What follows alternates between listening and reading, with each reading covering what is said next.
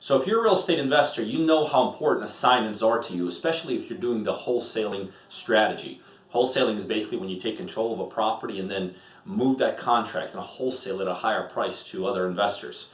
But can an assignment be done in any way?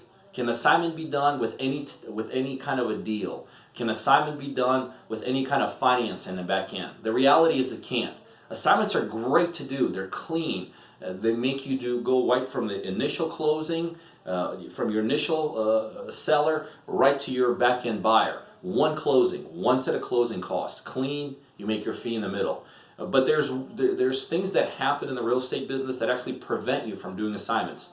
For instance, the big thing are mortgages, especially FHA or conventional mortgages. If you have a conventional buyer on your B2C transaction, almost 100% of the time you're not going to be able to do an assignment.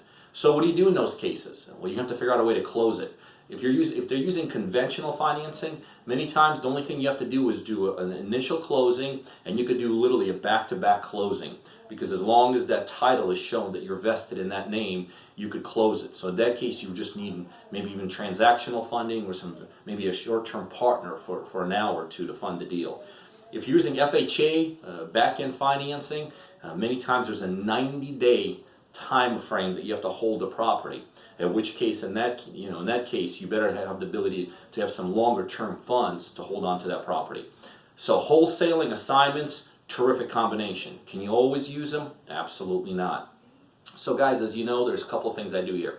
One, I do tons and tons of real estate deals, as many as 5 to 10 deals on a weekly basis, thousands of deals in my real estate career. Number two, I work with investors all over the world at this point and help them become very successful in this business.